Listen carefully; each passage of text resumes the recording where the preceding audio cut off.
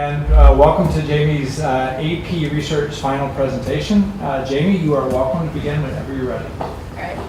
Hello, my name is Jamie Oy, and today I will be presenting my research on notions of hybridity in the film Big Hero 6. First off, I'd like to contextualize a little bit more about what hybridity is. We are all hybrids in today's globalized, hyper-connected society. And in fact, as students and faculty members at Singapore American School, we all instinctively understand how difficult it is to name just one culture to say that we are from. In the post-colonial sense of hybridity, this is at the heart of a concept. Hybridity is when cultures mix and converge and combine so that they are continuously changing and they are no longer delineated as one cultural space and another cultural space. And this is progressive because cultures that were previously perhaps clashing, like the colonizing cultures and the colonized cultures, now come together. And you may wonder why I became interested in this whole post-colonial period in the first place. Well, I am a person of mixed race heritage myself. And additionally, I was fascinated by the Disney movie Big Hero 6. In November 2014, I watched the Disney animation film and was stunned because for the first time I saw on the screen a reflection of my own mixed-up cultural realities. For those who haven't seen the film, Big Hero 6 is about a 14-year-old robotics prodigy named Hiro Hamada, who is biracial and lives in the futuristic fusion city of San Francisco, which is, as you may have guessed, a fusion of San Francisco and Tokyo. He lives there with his older brother Tadashi and his Caucasian aunt Cass. The plot of the story follows Hiro after his older brother Tadashi is murdered, and Hiro transforms Tadashi's healthcare robot Baymax, which I'll show later, and his multiracial group of friends into a group of high-tech heroes to avenge Tadashi's death and save the city. Although the superhero plot and the use of technology in the film certainly merited attention, I was fascinated by the cinematic world, which was highly realistic yet imaginary, and neither American nor Japanese. And this really resonated with my sense of never really fitting into any of the cultures that I said I was from. I was especially interested because Big Hero 6 is a hybrid representation from arguably the world's most influential transnational major media conglomerate. I wondered if this seemingly progressive hybrid representation in Big Hero 6 marked a break from the discriminatory stereotypes of the past. During the civil rights movement, critical race theorists such as Bell, Lahas, and Sells, in their book From Mouse to Mermaid, published critiques of Disney's films, saying that they perpetuated stereotypes. And in response to these critiques, Disney set about to have a new series of more multicultural movies in the 1990s to the 2000s. Researchers such as Yves Bonhamon studied these films and found that they were sorely lacking still, and were skeptical of the studio's attempts to introduce even more diverse characters in Big Hero 6. To my surprise, no film scholar had yet analyzed Big Hero 6 in terms of its hybrid racial representations, and I thought that this was even more warranted because in the production context and also in critical reception, Big Hero 6 is frequently seen as a progressive racial representation. For example, the producers of the film, executive producer John Lasseter, said that the film's mythical, modern combination of Tokyo and San Francisco makes the film genuinely innovative. And a critic writing in The Telegraph wrote that in Big Hero 6, cultures don't clash, they compound. Since no film scholar had yet analyzed this film, I chose to study the film for an AP research project. Initially, my research question was to what extent has Big Hero 6 successfully promoted multiculturalism? This was back in August, when I had little experience with the literature review, and I hadn't yet explored a lot of the resources surrounding Disney's very controversial racial representation. So after looking at these sources, I reformed my question, and the final version became, within the context of its production and critical reception, Big Hero 6 has certainly established a progressive position in terms of racial politics, but upon closer analysis of the film itself, to what extent is this agenda promoting cultural hybridity supported or subverted by its setting and characters? This inquiry is significant because by evaluating the recent cinema of racial representation in the recent history of racial representation in cinema, we can explore how entrenched racial representations and hierarchies and categories remain in today's globalized society. After all, media and society do not coexist separately, but instead influence each other. And as media scholar Michael Omi has argued, popular culture has always been an important realm within which racial ideologies have been created, reproduced, and sustained. To explore these interactions further, my studies method was film analysis, a qualitative approach of emergent design within the relatively new field of film studies. Since film studies exist at the crossroads of several disciplines, film analysis is also inherently interdisciplinary and is a fluid and creative process with the aims of questioning conventional thinking, realizing problematic elements of our own assumptions, and discovering new insights into films and the cultures that produce them, as defined by film scholars Giger and Rutsky in their seminal textbook. The flexibility and engagement film analysis allowed in applying theory made it ideal for my exploration of Big Hero 6. Since my study was situated at the crossroads of animation studies, film studies, media studies, and critical theory and post-colonial theory, I found that it was useful to apply both sets of knowledge in my film analysis. Accordingly, my literature review was equally interdisciplinary, and this is a brief snapshot of the sources I consulted during my time exploring Big Hero 6. I explored broad concepts in media theory, introductory film textbooks, text and animation and Disney studies, and also post-colonial theory, recent scholarship in hybridity in cinema, and finally, of course, the production history and critical reception of Big Hero 6. You may be wondering how this actually was put together into the film analysis. What I did was that I drew on these sources to construct a reading informed by what Bill Nichols in his textbook calls the dual formal social approach. So essentially, I combined formal elements, or my observations on the textual elements in the film, with social elements, or the context surrounding the film, and combined it to create a reading that was informed by both. But at the very center of my film analysis is Homi K. Bhabha's definition of hybridity, which I found in the Post-Colonial Studies reader. Bhabha's theories are useful because they suggest a basis for what hybridity means and how it might manifest. He suggests that if cultures are mixing, then this is progressive hybrid racial representation. But if the cultures are delineated, exhibit binary oppositions such as black versus white, or have latent hierarchies, then the representation is not supportive of hybridity. So after looking at all these sources and analyzing the film again and again, my findings suggested this thesis. While the film posits itself as a celebratory form of a Babian third space through its blended Japanese-American aesthetic, hyperreal mise-en-scène, and the liminality of its main characters, Big Hero 6's agenda to promote hybridity is undermined by latent hierarchies, suggested by the process of its role construction and binary oppositions constraining the development of its secondary characters. So that's a lot of terms, so I'll be explaining each of these elements as we go along. So here comes the fun part, what you guys have been waiting for, the actual discussion of the film. All right. So I'll break up my discussion by settings and characters, and I'll start off with the setting first because it's the most overtly hybrid of the two. Bhabha once wrote in his essays that the third space is characterized by cultural signs being appropriated, translated, dehistorized, and read anew. And this is, of course, very apparent in the design of San Francisco, as you can see in this very short 15-second clip.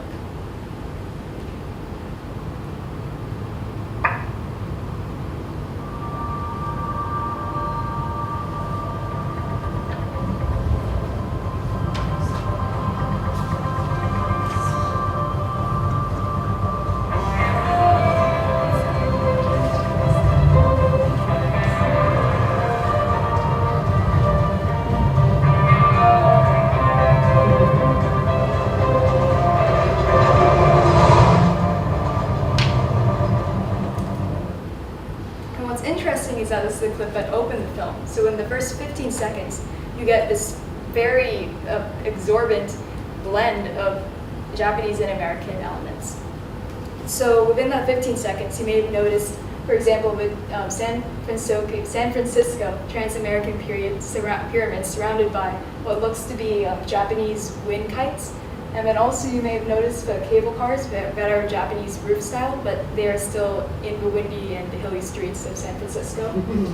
Cherry trees surrounding Victorian houses, and then, of course, the juxtaposition of a Shinto temple with skyscrapers. So throughout the film, not just in the 15 seconds, these elements come up again and again, and it's clear that the filmmakers tried to combine the tight urban environment of Tokyo with the idyllic quaintness of San Francisco.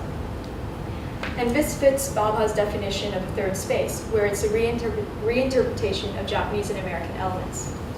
Through the blended Japanese-American aesthetic, Big Hero 6 advances hybridity in its setting. It's also interesting to notice how the blended Japanese-American aesthetic differs from those in films of the past. This is the idea of a futuristic fusion film isn't new. Films before, such as Blade Runner, have famously done it. In Wong Kin-yuan's paper analyzing hybridity in Blade Runner, he wrote of how the film's dystopic take on hybridity made it seem like a bleak future. If you can look at the picture on top, it's the setting in Blade Runner.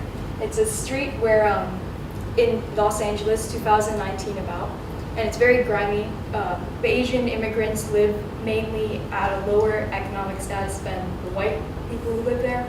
It's very, it's almost the exact opposite of the street in San Francisco, which is very gentrified and shows a multicultural sort of hybridity and utopia in it. And through distinguishing itself from the dystopian aesthetics of the past, Big Hero 6 sets itself apart and does in fact advance a sense of hybridity. It also does this through what Catmull calls the hyperrealism of Disney. Hyperrealism refers to a self-mediated realization of what he calls the real. So what that means is that you're using technology to make something appear natural when it isn't. In Big Hero 6, the blended Japanese-American aesthetic shouldn't work and shouldn't feel familiar, but it does because of hyperrealism. The film uses an exorbitant amount of new animation technologies, such as Denizen, which allowed, you can't really see it very clearly here, but there are approximately 7,000 characters in this one shot who are just walking around the streets. And it lends the city a feeling of realness, and also a feeling that it could be a stunning multicultural place if it existed in our world. Also, the natural lighting in San Francisco is something to be noticed as well. The animators tried to combine the uniqueness of light through the fog of San Francisco with the urban density of light in Tokyo. And through something as simple as lighting, they even tried to, again, symbolize hybridity in the film. However, there are still latent hierarchies in this world construction, and most notably in the idea of using the American city as a base and Japanese design elements as kind of the decorations, as horrible as that sounds. If you look at the top, that's San Francisco, and the bottom is San Francisco, you might notice that they're pretty much exactly the same, and that's because Disney animators actually use the actual city actuator data. So every building that you see up top is actually on the bottom. But what they did is that they used Japanese design elements to make them look taller, to also emphasize a sense of slanting. And what this means is that it problematizes hybridity. Why? Because if there are not supposed to be any latent hierarchies, then it's still clear that it's delineated by American culture being base and Japanese culture being the added-ons. Additionally, this is problematic because it suggests that American culture is kind of the norm, or it's kind of the starting point for a multicultural world. And here's some more examples of how Japanese decorations are kind of used. And this wouldn't be so problematic if the hybrid world was actually integrated into the story. But unfortunately, the world is subservient to the plot of the film. For example, you can see a whole lot of Japanese signage in the picture below, but the characters never seem to read this Japanese signage or never use it in the advance of the superhero plot. If anything, it's mainly to serve as decoration, and this limits the idea of hybridity as a place where cultures converge, combine, and are creating something new out of it. So now I'd like to talk about the characters, and in particular, Hiro as a hybrid hero. From a name alone, you can see what I'm trying to get at here about what Bhabha calls how we elude the politics of polarity and emerge as the others of ourselves. And this is what the characters in in Big Hero 6, especially Hiro and Baymax try to do. The concept of liminality is that you are in between cultural states, and so you are simultaneously neither of them. So liminality in the sense of my film reading is the idea of being between Japanese and American culture. Hiro embodies these cultural aesthetics as he's a Japanese American kid, and he was also consciously designed by Shiyun Kim, the character designer, to represent her own realities as a Japanese American kid herself. Baymax as well, even though he's a robot, does exhibit a sense of cultural liminality. He combines both the American and Japanese dominant views of a robot, the Japanese view being more like a helpmate and the American view being a little bit more destructive, as the film producers again and again explained. And in fact, the design of Baymax combines soft robotics from Carnegie Mellon with the Shinto bell designs in a shrine in Tokyo. So through both Baymax's and Hiro's design, we can see again that the characters try to exhibit a sense of liminality and hybridity. It's especially interesting because these two characters combine to help resolve the main conflict in the film, which I've interpreted as overcoming binary oppositions. Hiro is troubled by his brother's loss, and he's also troubled by his potential to create and destroy. Hiro is a robotics prodigy, and in a related film analysis by Eric Herhoff, who studied WALL-E, he said that programming is a social metaphor for technical, determinative, immutable structures. And what's telling is that Hiro, in the beginning, does see it like this, and he does flip between these two states of creation and destruction. On the left, you can see this is his brother's healthcare chip, which makes Baymax be able to help people. And on the bottom, there's his initial robot. But on the other side, this is what he's done after he's modified both robots, and it's very clearly a flip of the previous one. So Hiro operates his powers, in a sense, in binary oppositions, which is at odds with the ideas of hybridity. However, he is able to resolve these two clashing elements through a utopian hybrid friendship with Baymax. Baymax allows Hiro to understand that there are no absolutes, and that, in fact, since Baymax himself is both a creation and destructive, because he does help Hiro heal, but he also helps him apprehend the bad guy at the end. Both of them are able to come to a new understanding of culture and grief, and but to some extent culture as something that's not fixed as well. However, this reading of Big Hero 6 as a positive hybrid representation is problematized by secondary characters and their binary oppositions, which are not resolved.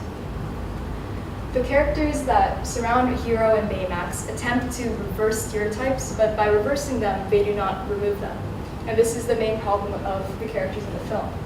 On the left, you see Gogo Tamago, who's supposed to be a adrenaline junkie and a Clint Eastwood type of character, and is supposed to be like a reversal of a polite, shy Asian girl.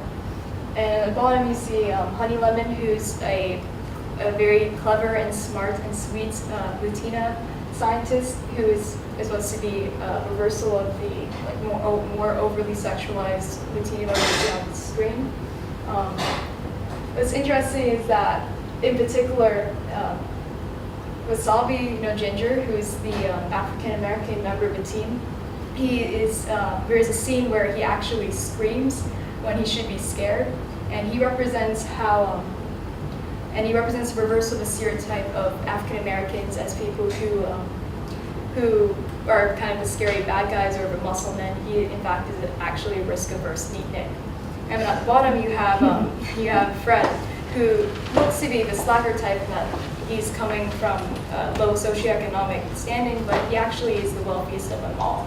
And so you can see throughout the secondary characters that, again, the film has tried to suggest a kind of hybridity in reversing the positions of marginalized ethnicities. But the problem with this is that, again, it still traffics in binary oppositions by the end of it. There is still a fixed image by the end of it, instead of it being a coming together and a new image that's created. The Additionally, latent racial hierarchies exist in the fact that white characters disproportionately seem to hold the authority in Big Hero 6's world of San Francisco. If you look to the right, you have Callahan, who's the leader of Crytek Industries and commands the most money perhaps in the entire film. Even the general and the policeman who speak are both white.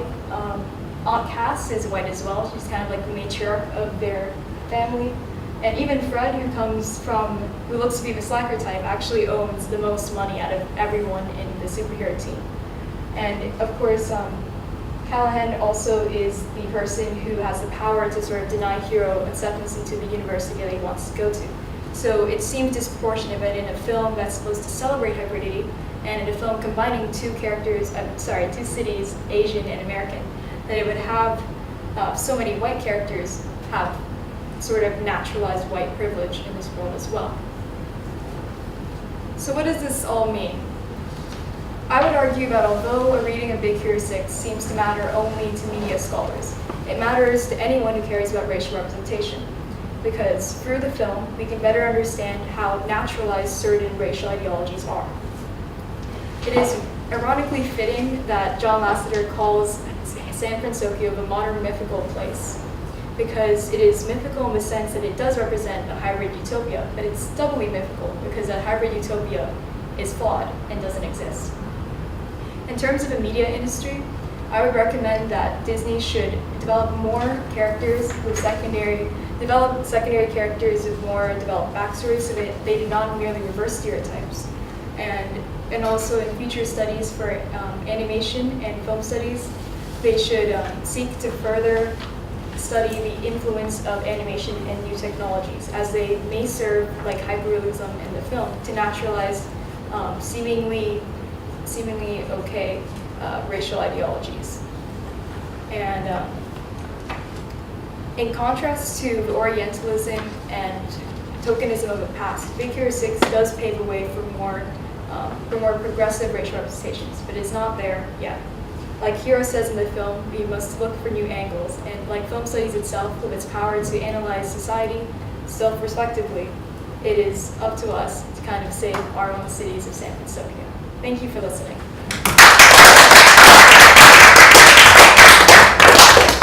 Thanks, Jamie. We are going to go ahead and start with some world defense questions.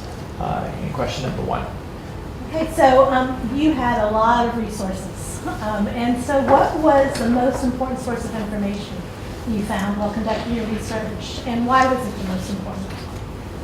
I would say it's probably Homi K. Bhabha's essay on cultural diversity and differences, because that really impressed upon me the difference between my initial research question and my research question I chose at the end. So initially I wrote the word successfully promoting multiculturalism, because I thought that was what hybridity kind of meant, but then I realized after reading it that what I was interested in studying was not so much just the coexistence of different cultures, but more like a compounding and a converging of them, which is what hybridity was all about. And so that source in particular served as the impetus for my entire reading of the film. Nice job, Jamie. I was interested in your quote from Hero about we must look for new angles, and you'd said that this was that no one had researched this movie, and it was one of the things that you really wanted to do. Maybe I'm not phrasing it quite right, but so how might your conclusions, your findings from your study relate to the rest of the studies that are currently out there? How do you see those connections happening? Well, there's been a growing trend to analyze Disney Pixar films in terms of hybridity, especially because of the technological elements that it allows. Hybridity does suggest, I didn't quite go into my explanation today, but it also does suggest a sense of technology coming together and, like for example, Baymax being both kind of human and also exhibiting robotic qualities. So in that sense, my film analysis does lend to the field by suggesting at the end implications for how film studies scholars should look more carefully and be skeptical of hyperrealism, which seems to, in a sense, can both promote hybridity and also subsume latent hierarchies within it. So I guess to answer your question, my film analysis does relate to other ones in the field by also responding to ideas of technology and hybridity. But it's very new in the sense that no one else had considered looking at it through Hero as a hybrid hero, and then also to focus more on San Francisco as the third space. Jamie, well done. So interesting. As an English teacher. I'd like to see what you would do with 3 months more work to work on this research. What additional research strategies would you have put into practice if you had an additional 3 months to work on? I would do two things. First of all, I'm a huge media fan, and initially I did this project out of a lot of love because I am a Big Hero 6 fan. And what I initially wanted to do was actually explore fan studies. So what I was wondering if I could do if I had more time was if I could actually conduct a sort of digital autoethnography of the fandom, since I'm a participant in it itself. And so a fandom is a place where people who identify with a certain media text come together to discuss it or to elaborate on the meanings within it. And so I was very interested in how mixed race fans such as myself would respond to the racial representations they saw on screen. And I was interested in perhaps studying whoever they went further than the film went, maybe perhaps in doing fan art or fan fiction where they explored what the realities were like for Hero to live in a place that is Japanese and American and either both of them. So that would be my big thing to do if there were 3 months more. The second thing I would do is really explore more in-depth hybridity. I mean, Homi K. Bhabha was the person who popularized it in contemporary post-colonial studies, but I was very interested in exploring more of Foucault's ideas and also Edward Said, who wrote about Orientalism. And there were a lot of other theorists who I really wanted to go more in depth in, but in the end I kind of went with Bhabha because he's the most popular right now. But I would have loved to go back and see more of their ideas and apply them to Big Hero 6 for a more nuanced reading of it. Jamie, I just want to add a follow-up question, if it's okay. And I know the process. I've been with you step by step. And I know that things started turning when you started reaching out with a lot of the consultants. Can you talk us through some of the helpful parts of reaching out to some of those consultants? So I was very lucky because throughout the process I continuously sought out help and was given help by several people within the fields of media studies or film studies or even fan studies, which I was initially interested in. So first of all, I discovered ResearchGate, and so it's a place where you can post questions online and anyone in the field can help you answer them. And so in the very beginning, I knew I wanted to do something with film, but I didn't know what kind of methodology I would use, especially in film analysis because it's so interdisciplinary. It has so many different angles to go about it. So I set up a question where I asked basically, I'm thinking of using post-colonial hybridity, but are there other ones that I could consider, other angles to looking at the film which I haven't looked at myself? And a lot of the responses were pointing me towards looking more in depth towards the technological aspect, which I eventually chose not to use since I was more interested in the characters themselves in the city. But also they pointed me towards to move away from what I initially suggested. I had suggested a semiotic analysis, including post-colonial hybridity, but I did not realize that semiotic analysis is actually immensely broad, and it's kind of got a linguistic bent to it, and it's more focused towards analyzing signs. And as Arthur Asa-Berger, it's more about, as he said in one of his textbooks, it's more about the complex linguistic relationships between the sign and the signified. And that was getting a little bit more technical into things that I wasn't as interested in. So after someone said online, after someone on ResearchGate suggested that maybe that's not what you're looking for, I was like, oh, okay. And the other thing that really helped me, I had lots of people help me out, so I was very lucky. But I reached out to a senior lecturer in English at the Department of Film Studies at National University of Singapore, and he helped me in narrowing down what my understanding of hybridity actually was. I came to him and I said I wanted to study something about Japanese American elements in the film, but I didn't quite know where to go from there. I got the suggestion to look at Bhabha from him, and I also got the suggestion to talk more about the trafficking of binary oppositions at the end of the secondary characters there, because I wanted to be more skeptical of its progressiveness, but I wasn't sure what the exact technical term was, so it's immensely helpful for Also, Baba's texts are immensely dense, so when I was reading some of them, I would double check with him and say, is he really saying that? Is that what I think it is? So that was the most useful part of it for me. Jamie, congratulations. Yeah. Oh, yeah, sure, go. I really Marty, want go to ahead. ask this question, I'm sorry, Oh, excuse me. Yeah. One sec. I'm sorry, it's just because this seems almost on the verge of a social justice type of an issue. Yeah. You're speaking about linguistics and you're speaking about signages and sort of the hyper-realism subsuming latent hierarchies. Yeah. So you mentioned about the white characters having sort of maybe an authority role, or that it didn't actually do what you had hoped or what you thought it might. So what does that kind of curiosity about that aspect of your study do for your future investigations in college or beyond? Well, personally, it's allowed me to advocate for my own racial representation a lot more. In fact, part of my interest in doing this was because of a line that I've read in one of the textbooks in the beginning. It's in Engaging Cinema by Bill Nichols, and he wrote that the joy of film analysis is in culture work. The idea that we get to advocate for our own representation within the huge mass of media that's saturating our lives as the internet becomes more popular and more popular. So I definitely realized that my own interest is definitely in exploring the relationships between media, culture, society, and identity. And personally, I've decided that for now, tentatively, I want to major in film studies and minor in creative writing.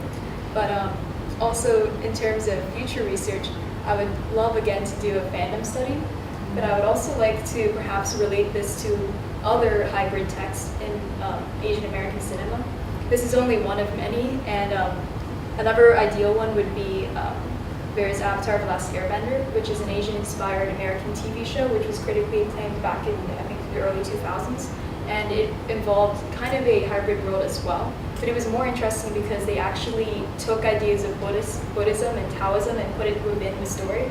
So I was interested in perhaps comparing the two, a very mythical and fantasy version of a hybrid world with a more modern and technological element, and then perhaps seeing what would come out of that.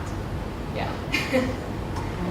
Big future. Thank you very much. Thank you very much. Congratulations, Jamie.